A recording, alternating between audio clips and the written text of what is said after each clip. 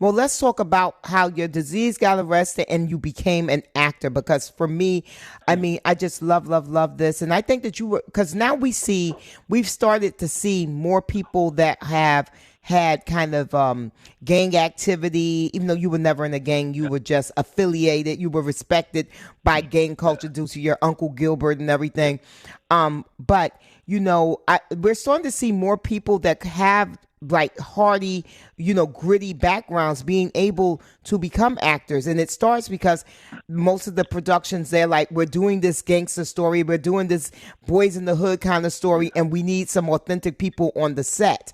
But Yeah, you were one of the first ones that really got that opportunity to turn his life yeah, around. And it was from the movie yeah. Blood In, Blood Out, and then of course American Me, Right. yes? That's absolutely right. Absolutely right. And in fact, they had asked me to do. Edward James asked me to do American Me, and I tried to tell him. Me and Eddie Bunker said, "Hey, wait a minute, Holmes, you're making a mistake here. You Yeah, can't. because you felt You he got a lot of the things wrong. There were lots of things wrong. that were not Right." factual, and you knew that. And he was, I would rather have a mangy friend I would rather have a mangy dog for a friend than an enemy. And these guys, wait a minute, you're saying this guy got raped? He's got sons, he's got daughters, he's got families. Why?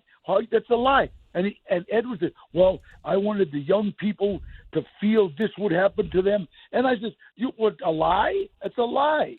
Right, And so right, I'm not going to do a movie that pictures a person, something happened to them that didn't happen to them, that isn't authentic. So yes. the movie had a bunch of lies in it that would cost about 8 people their lives, and Oh my and it gosh. cost Edward James trying to get a permit for carry a gun, because he was scared to death. And he won't Wow. admit it, but I saved his damn life. I knew them people. And so you had to kind of go in between Hollywood and the street life, and you had to be the mediary. You had to be the intermediate area. You had to be the Yeah, referee of sorts. yeah, somewhat. Yeah, Yeah. So yeah. That happens yeah, so much. I'm from the hip hop culture, so that happens all the time when you yeah, see people yeah, going into the hood and stuff, and they want to make yeah, music videos, and they want to, have this yeah, gangster kind of portrayal, and they're really going in yeah. the hood, and it's like you can't just go up in people's hoods with a bunch of cameras and actors and stuff. No, No, you get in a lot of trouble.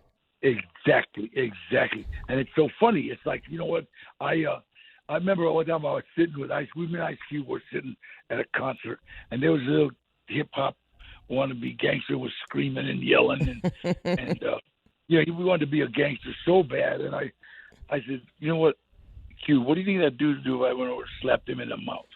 And Cube said, he'd be calling his manager in a minute. You know what I mean? Hmm. And the police. So it's like, Right, well, phonies are phonies. Don't come to me with that gangster shit. I don't care. Do you understand? right. Because a real gangster don't want to know you. He don't want anybody to know he's a gangster.